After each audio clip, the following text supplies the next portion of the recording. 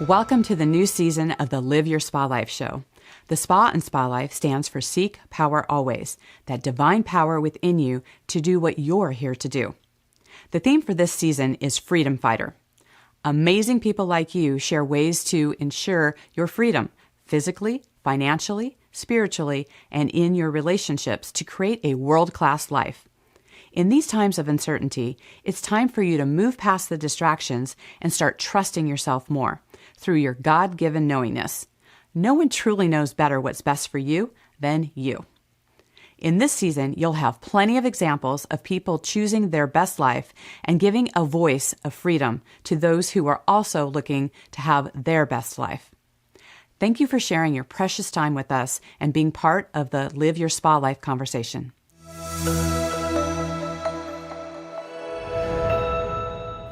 Here with us today is Carl Gebhardt. He is a lifetime martial artist and the owner and head coach of the Steel MMA and Fitness in San Diego, of which I'm a proud member.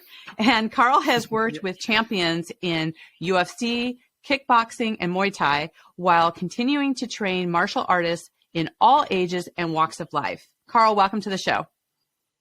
Thank you. Very, very happy to be here. I'm excited. Well, thank you. So I would love to see, I think there is a beautiful correlation to what is happening in the world. Like people are in fear and there's a lot of anxiety. And I think that when people, really get into the martial arts and they really get into self-defense, there's a lot of correlations and how you do life, right? How you do one thing is how you do everything. Tell us a little bit about how, how you deal with fear and how people can really look at it from a different perspective. Yeah, I think it's a really good question. That's why I was so interested in interviewing with you here today or having a good conversation. I think when it comes to, rights and how we feel anxiety, I think it's like that kind of age-old thought of like as above, so below. And so we're dealing with fear kind of every day. And that's something that combat sports and self-defense and martial arts deals with all the time. And it's one of the main reasons why people get into it. People think they get into martial arts or combat sports because they have this aggressiveness and they want to get it out. But we find it's really the opposite. It's people that come in with anxiety, they come in with fear, they come in with self-doubt, and they're really trying to work to get past that. And so I guess I kind of look at like freedoms and locus of control as one of the main things that we try to focus in on. So when we're feeling fearful, it's because we're trying to like wrap our heads around our surroundings and then understand how we can kind of use our own abilities and have our own self-confidence with that. And so I think a lot of it is when you're feeling fearful of something, you have to dive into it right away.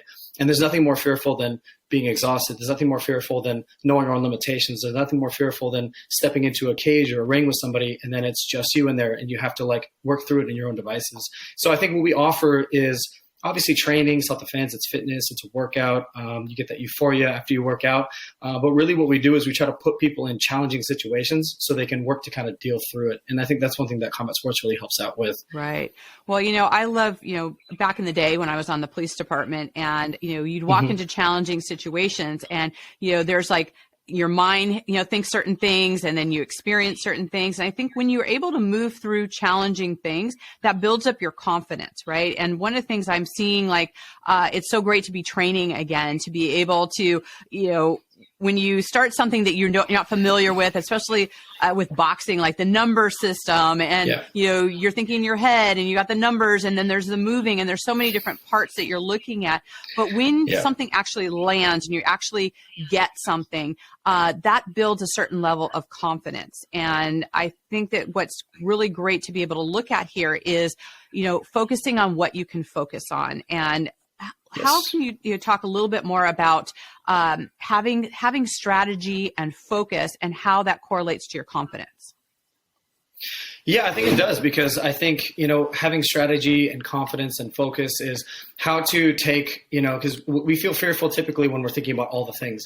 When we can funnel things down to what we can control, then it becomes a little bit more about instead of controlling our environment, instead of controlling every single person around you, instead of controlling the exact situation you're going to be in, we can control ourselves. And, if you look at it from a self-defense perspective, in the next month, we're actually doing a self-defense seminar literally for law enforcement, putting them in situations, having them work through it, giving them tips and strategies on how to deal with it. And I think when we dive into things head on and we're forced to be in situations we're uncomfortable with, and then we have trust in our teammates, trust in our coaches that we can get access to help, then really it comes down to the first step is how do we control ourselves? And how do we put ourselves in a mindset that I can only control my body, I can control my mind, I can slow things down a little bit, I can assess the situation. And then I've been in this situation before, I've gone through the training, I know what I have to do. And to be able to rely on that confidence that stems from actually going through the situations you've been in. And I think it's really just about that. It's number one, facing your fears and figuring out that I need to be in this uncomfortable situation and I need to develop strategies and I need to build self-confidence in it. And then number two is, am I actually at a place that can help me with that? Because there's one thing to say, okay, I'm going to slow things down and I'm going to achieve greatness and I'm going to have this positive mindset. But if you actually haven't gone through it, you can't have self-confidence unless you've actually gone through the training and you've built up this belief system in yourself that I've been there before, I can do it again, I know what I'm doing, slow your breathing, and then access that information. So I think just having those two things of, having the right mindset walking into it. And then the second thing is, do you actually have the training that will allow you to be successful in the right situation? And you have to have both. And that's why, I think in a lot of like traditional martial arts, it started out that way. And then it kind of became more about confidence building, but they took away a lot of the struggles and the pain and the difficult situations. And then it became more about confidence building, but not necessarily about how do I defend myself? How do I actually know what I'm doing in that situation? And I feel like that's so important. Right. Well, I think people have this idea, you watch an action movie, right? And it seems like they just have like all these powers for like hours on end. But anybody who's been in a street fight knows the duration of 1 minute is a long time when you are just punching it out and trying to make it happen. And it's like, dear God, I can hear the sirens, but they're just not close enough to what's happening. And one of the reminders that I've had just being, back in boxing is just, it's thrilling and exciting and there's an accomplishment to it, but it is exhausting. 45 minutes of just, going at it. It's amazing how much, stamina that you either don't have or that you want to build in part of it. And one of the things that you've said is actions, not emotions. Can you talk a little bit about that? Yeah. I don't know where we picked that up from. I think it was a book that we were reading about, mental state. And I think a lot of what happens is, when we feel things, and I'm not saying it's like a social media problem, but I think, what we have is like, we're faced with like a very difficult situation. And then the first step is like, how do I feel about that situation? And so, but that's the initial step. You have to jump past that step because, you're faced with a tough situation, whether it's 45-minute class or you're in a sparring session and they're clenching and you don't know how to clench, or you're going against somebody who's better than you and you just have to kind of survive a little bit. There's a lot of emotions that are drawn from it. And I think being able to push past that initial space of dealing with the emotions and then, okay, what can I do with the situation? What are the actions I can do? And then I think that jump goes from my emotional state with how am I feeling about it to what can I control during this moment? Because at the end of the day, whether we're dealing with a lot of the life things that are happening right now, or we're dealing with that 45-minute class, it really comes down to what are you doing with your time? And then how are you controlling yourself in order to get past through it? So one of the things we say to a lot of our athletes is like, emotions first, that's fine. You have to deal with that. But actions are more important because at the end of the day, we're judged on our actions. We're not judged on our emotions and what we're thinking about the situation. We have to deal with it. And so I think that they're both intertwined, obviously. But at the end of the day, the only time we move forward is by our actions. Right. It's so important. And, once you get like these skills like ingrained in your body, I think that you carry yourself in a different way. I mean, I think sometimes there's that misconception, like, people who are, in combative type sports, it's like, well, they're just looking for a fight. Well, actually, I think they get into less fights because they know how they carry themselves. They know that if they have to take care of business, they can, but they also, carry themselves in a way and know that they can have the communication skills to de-escalate a situation, to actually end things quickly and not have them, drag out. So being able to have some of these skills, I think actually has less fights that happen. What's been your experience with that? that's like a hour-long talking point right there, and that's like really at the core of our gym and how we feel about like martial arts philosophy. It's like at its kind of like basic stage, you have like passiveness, you have assertiveness, and you have aggressiveness. And then we find, just like you're saying right now, it's like the first day you came in, I don't know you, but you walk in with confidence. And I think there's a certain degree of calmness that comes with confidence, as opposed to there's posturing that comes with aggressiveness. And typically posturing is like a fake confidence because you're posturing yourself so people don't challenge you. But in reality, it's like if you're confident, you know how to judge a situation, you know how to assess the situation, you know how to deal with the situation. It's a lot more calm because you know you can take it up or you can take it down. You know how to deal with the situation. You've been there before. And so I 100% agree. The people that are really confident are the ones that can access that information, that can access that training, versus the ones that posture. It's like they're just like drinking 4 Red Bulls and then jumping into a situation and crossing their fingers, and when it comes down to, fight camps with some of our high level athletes or people that are just starting off, what we want is for them to be calm in a situation, and because they need to be able to access their training. And so I think, when people start to learn how to fight, they're like, when can I fight? When can I fight? When can I do my first match? When can I compete? But really it's about like, we have to see them in a situation where they can calmly handle it. Otherwise they're just throwing jabs, they're just throwing kicks. And it's not the same as somebody who, has that like sense of assertiveness, as opposed to it's just jumping back and forth between passive and aggressive. Right. It's funny. What just came to my mind is just like the old school Karate Kid, the whole wax on, wax off, right? There's fundamentals, right, that happen that you build upon it. And when you build on that, then when that time comes, that's when training kicks in, right? That's when those things happen in a situation where you do revert to your training and you are able to look at those things. So it's so valuable for sure. One of the things I want to talk about is, for our listeners, is that, what kind of disempowering situations have you been in? I mean, a lot of people, they see, kind of like you on the other side of things where, you've got this successful business and everything looks great, and they don't see, the process that it took to get there. Can you talk about some of the things that were just challenging for you and how you got on the other side?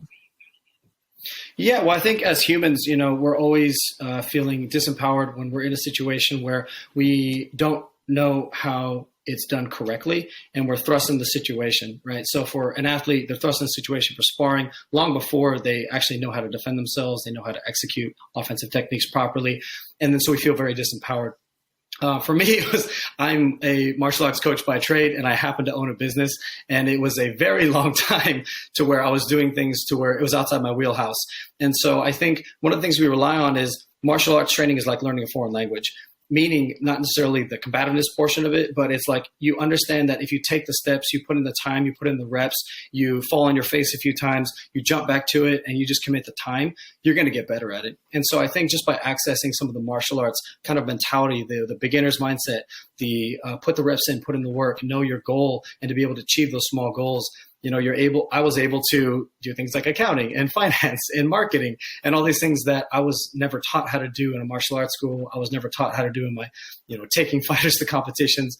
And then but I'm still able to use the same tools that martial arts can provide in order to, okay, cool. Baby steps. You're not going to be good at it. How do you ask for help? Okay, cool. You fly flat on your face. It's okay. It's fine. People have been there before. How do you put the reps in, put the training in, and get better at it? And so, yeah, there's things that kind of force ourselves to convince ourselves why we're able to do things, and it happens to me every single day. But I think you just have to rely on the tools that for me, martial arts has provided for me in order to build a level of confidence, build a level of, acumen in some of these areas that I'm not as comfortable in. Right. It made me think of that, we can be knocked down all day long, but, it's like, how do you get back up? Right. And, getting yourself back into the game, and that, applies to so many things. And when you've been in these kind of situations where you've had to just kind of, fight your way out of the box type thing. And it's like you've got the mistakes that happen and the things that you learn and you progress when you know that you can get better in things and you can actually see and learn from that. That's where we build like these experiences that can really help you, get better. And for sure. Yeah. Sorry, if I can say please. One more thing on that too. I think one of the big things that I think martial arts, combat sports, but really anytime you're learning things that are new and then trying to get to a high level, not just like proficient, but a high level. It kind of reminds me of something that Kobe Bryant had said. And it's like, how do you miss 5-game losing shots and still, have the confidence in yourself to keep shooting? How do you get the ball stolen and still have the confidence to make another drive? And a lot of it is like, how do you kill the ego? Because a lot of what we have is not that, it's not the pain. It's not the trying hard. It's the ego of somebody looking at you from the outside and saying, this person doesn't know what they're doing. And I think for people that have done martial arts, done combat sports, know that you have to get rid of the ego. We have people that have been world champions at the very highest level, the upper echelon. And the combining thing, the very reoccurring theme is the ego's gone. They believe in themselves 100%. They believe they can beat any person out there, but also the ego's gone. So if a coach tells them they made a mistake, cool, I'm going to reevaluate. And so I think just getting past, if you're trying to learn something new, even in your daily life, even if it's small, starting off small, you have to get rid of the ego. Because at the end of the day, nobody cares. Like maybe someone will make a passing comment, but you have to get over yourself. You're not that important. You have to just keep putting yourself out there. If you have a goal, you got to go out there and get it, and not think about what someone's going to think of you, not think about, someone's going to judge you, because in it starts and it ends with ourselves. And if we have that kind of mindset, we have good people around us to motivate us and encourage us, we can get past anything. So I think you have to get rid of the ego sometimes and just say, I'm new to this. It's okay. I'm going to look silly, and that's okay. But this is something that I want, and I'm going to keep at it. Right. Well, one of the things that's great about sports is all the stats that they keep. And a lot of times we hear the, how many home runs that you hit or how many baskets or all these type of stats that you have. But, especially I believe it's like with Babe Ruth, right? It's like, how many times were you at bat? How many times that you struck out? And the amount of times that people missed the shot and struck out and had these things are like twice as many of that record. And when you look at that, if some people would say, well, these are how many times that you failed, but yet you're still the greatest at what you did and what you're doing. So when you look at the totality of what some of those misses are, you're taking the shot, right? You're still doing it. You're still moving past the things that you're doing, and you can be the best at something with like half of your time you messed up, right? Yeah. And that's getting out of your own way to be able to move forward and be able to really make those difference. That's good. Absolutely. Yeah. I mean, I have a lot of coaches that I talk to, and they're like kind of in the beginning stages, and it's, where I was, and they're like, I'm having a hard time with this, we're taking losses and it's kind of discouraging. And I always tell them too, like, I've cornered and lost more times than you've actually just competed and cornered your athletes. And so it's like, you have to just go through the motions. You have to put your time in, in order to be successful at anything in life. Right. Absolutely. So I'd love to know just some of the distinctions here. So with training athletes from UFC all the way to 8-year-olds who are coming in, their parents are putting them in the first class, how do you develop the aspects of self-empowerment and confidence? In what ways are they the same, whether or not you're the professional or you're the little kid walking in the door? Yeah. And I honestly, again, I was really interested in this interview because I think it taps into a lot of the things that we have been talking about with our athletes in the last season, because we had a really big season with some really big fights. We were all over the place. And, I think there's a lot of just reoccurring themes that happen regardless if it's a UFC fight or someone who's doing their brand new first class as a beginner. And it's really just like, it starts and ends with yourself, right? Because it's really at the end of the day, it's about you going out there at your own level, not this high level over here, not this at your own level, whatever that is. And then you finding the will to believe in yourself. And I think I get asked this, every once in a while. It's like I'll go out and corner a really big fight, and then I'll come back and I'll corner an 8-year-old who's doing his very first match where his mom is his only supporting system, and it's like, well, how do you go back and forth between the two? And I think number one, it's what is your level and what is your goal, and making sure that your expectations are at that level. And I think for me as a coach, I have to set my expectations for what are your personal goals, and then what are you putting into it, and where are you at in your stage of development, because that's really important too. But the reoccurring theme is always about the self. And then I think if we look at people as individuals as opposed to one team, and then there's hierarchy here, and then you're down here, that kind of breaks away. But if you look at it as like we are individuals on our own path and our own goals and our own journeys, then it's very easy to see that like we're just in this to become better people. We're just in this to achieve our level of potential as we perceive it. And then I think it's all the same. I mean, again, we have, a very high level athlete. I don't want to say who it was, but, a week and a half before the fight, we're sitting down. It's been like a long, 10-week grueling training camp. And we're sitting there and we're like, why are we doing this? It's like, yeah, the money's good and like the fame is good and all these things. But at the end of the day, it's like you're going through so much emotionally, physically, financially. And it's like, why are we doing this? We could just be hanging out, doing karate in the gym and relaxing and breaking boards and stuff. And, I think what it is like, it's where do we see ourselves and what is the level of potential that we want to be hitting? Right. And then how do we get there? What are the struggles? What are the hiccups that we're finding? How do we break through those individual hiccups? What are the mental blocks that you've created for yourselves? Maybe from a young child, maybe from, some experience that happened with a previous coach or a previous competition or a previous class, and then it's how do we break through those barriers? And I think that always surpasses belts. It always surpasses money and championships and fight bonuses and all these things, because that journey is so much more important than the belt itself. And so I think it really the defining characteristic, because I teach everyone from 8 years old to very high level, it's always just like, how do we help this individual on their individual journey achieve their perception of what their potential is? And it will always be interesting to me. And not just about like, oh, if you're not at this level, then you're not worthy. It's not that, I think martial arts empowers us to have these situations thrust upon us, and then we're fighting through them, and we have people that are helping out. And it's, I don't know, the defining characteristic is the human potential. Like the defining characteristic is, how do we become better than we were yesterday? And so I think, yeah, that's what ties our whole gym in together. That's our philosophy. Absolutely. Well, and I think athletics is such a great metaphor for how we do life, right? And how, it's not about comparing yourself to somebody else or where they're at. It is really a self-improvement, self-development, journey where you're going on, where you're just getting a little bit better than yourself. Reminds me of a book that recently came out about the gap and the gain, and that, people really look at what's they get disempowered and they feel discouraged and all these things because they look at the gap, right, of where they're comparing their beginning to somebody's championship. And, it's not something to be comparable. And that's that big gap. But if we look and change our mindset into what's the gain, like what incremental changes of how you've gotten better yourself, right?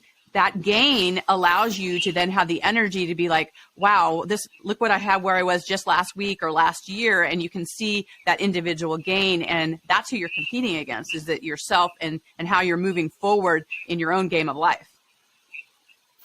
Absolutely. I was talking to an athlete on Saturday just about that. And he was a lifelong martial artist, took, a couple years off because of injury, and he comes back. And I haven't known him for too long, but I can tell when he's training, he has this need to be exactly where he was. And then and where he is right now is fantastic. He's a phenomenal athlete, great human, has a wonderful job, great family.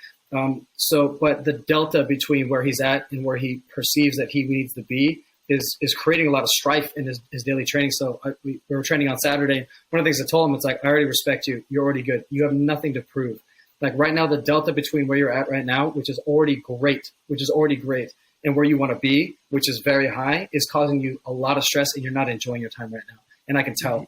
And so I was telling him, like, you have to be here, and then you're going to get there. Believe me, trust me, you're going to get there. But we have to be able to be comfortable in our own shoes. We have to have fun with the process. Otherwise, you're never going to get to the level you want to be at.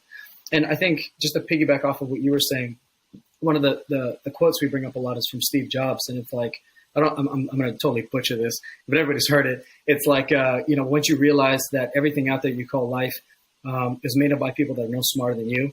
And then what we say is like, these people are newish and they're still training with very high level athletes. And it's like, you can be a part of that too. You just have to not look at the delta between where they're at and where you're at. And you're always going to be disappointed. You have to look at your journey. You have to look at your baby steps, and you're get 1% better every day. And you can access that too. But it's like, you can't look at these other people, because again, that's ego. You just want what they have, but you got to put the time in order to work for it and enjoy the process. Because if you're not enjoying the process, you're never going to get it. Right. Absolutely. Well, I can remember like the first time I was going to the gym, I came with my friend Mike, and he, I was like, there's a part of me like, okay, this is maybe going to be a little bit intimidating. Like I haven't done anything like, this type of thing in a while.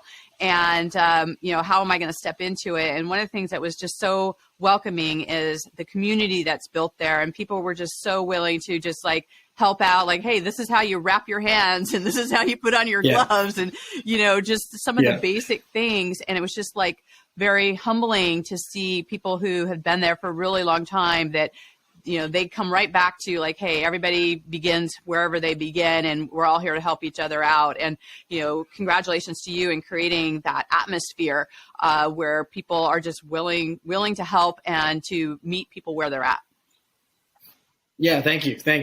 We have a good time. It's a good community. I'm very, very proud of the community. Yeah. So speaking of, one of the things I always love to ask my guests, because, we're so consciously creating our environments and what they are. And, yes. How we live our life in the kitchen versus our bedroom or our office is all very different. So what is your favorite room in your home and why? Wow. That's I've never been asked that in my entire life. That's funny. A little insight into Carl. I know. Yeah. I mean, I feel like the standard answer should always be my kids' room, because like we play, I put them down. It's like my time with my children. I work a lot. I'm really busy. I travel a lot. And then so for me, that kind of has a special place. It's like, day or night, if they're sleeping, I can still go in, watch them sleep a little bit, have a little bit of time with them. I can read them books and then put them to sleep, wake them up in the morning. And then, I have that little time with them. So obviously that was my number one answer. But aside from that, for me, it's like my happy place isn't necessarily in the competition room. My happy place isn't necessarily in the gym, even though those are wonderful for me, make me very happy. But my happy time is kind of like in my office, where I have my whiteboards, I have my laptops, I have my, my books, and then, my DVD collection of stuff. And then it's just kind of getting lost in the material. Because for me, it's like I love teaching, I love coaching, I love all those things. But my deep love is for martial arts and like the creativity behind it, and then what that offers for me.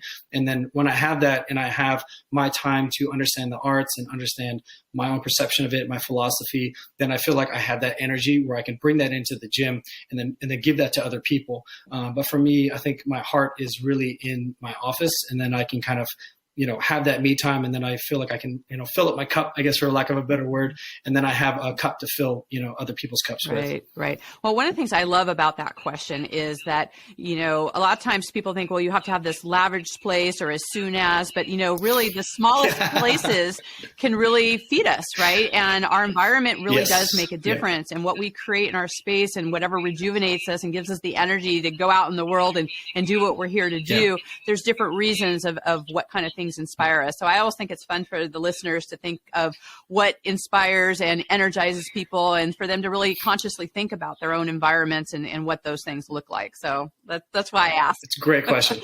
Great question. Thank you. Yeah. So I know that our listeners are going to want to stay in contact with you. How can they do that? Instagram. I'm very active on Instagram. It's Carl H. Gebhardt. So you guys can always shoot me a message. I get messages from people all over. During the pandemic, it was like questions on how to train, how to keep up with their training. Gym owners ask me questions about, training and owning a gym. I'm very active on Instagram. I feel like that's probably the best way to reach out to me for sure. Okay, perfect. So shoot me a message. Anybody has any questions, I'm happy to help. Awesome. Thank you for that. And, as you know, our theme for this year is freedom fighters, people who are, at choice, people are choosing the way that they want to live. In what way are you being a freedom fighter today? I think that's an amazing question. Again, it's something that people don't think about. I didn't really think about that too much until, kind of listening about what you do and the message you're trying to provide to people. I think a lot of people are fighting for the specific rights, specific freedoms, and these are very noble causes, especially in today's world. Not to get into that, but I think what we offer, is kind of a prerequisite for freedoms and a prerequisite for rights. So I think having rights and freedoms are fantastic, but if you don't have the confidence to access those freedoms and rights, then it almost seems like you don't have those freedoms and rights. So I think what we do is give people and try to instill the confidence in each individual, and provide them a safe place where they can kind of workshop a lot of these fears, workshop a lot of these confidence developing activities. And then they can go out into the world and open up that business they've always thought about doing, but never had the confidence to do. They can go out there and ask for that job, ask for that raise that they've wanted all their lives, but they've just been trying to be safe, where they're at. They can go out there and spread whatever message that they need to, and they feel like is kind of a hole in the world, and try to push for people's freedoms and rights. So I feel like what we do is kind of it's like a workshop for people to exercise their individual's ability to gain confidence and instill a sense of I am worthy. I feel like I have a message. I feel like I am worthy of these rights and freedoms. I feel like I am of value, and I feel like I should not take, but I feel like I should be able to access a lot of these things that life has to offer for us. And so I think I think what we do is a lot of like the prerequisites, I think, for accessing a lot of those freedoms and rights. Absolutely. You talk about having, the discipline and, in the world, things feel out of control in a lot of different ways. You kind of talk about controlling the controllables as far as, all you have is to be able to control yourself. Can you say a little bit about that? Yeah, I mean, I think anytime again, we have a lot of athletes that are dealing with very high pressure situations, and again, working with law enforcement, we've worked with military, and dealing with very high pressure situations. And then at the end of the day, all you can do is control yourself. And then I think, like you said about discipline, like discipline equals freedom. If we don't feel like we have control of the environments, we have to control ourselves, and then we feel like we are in control of the situation.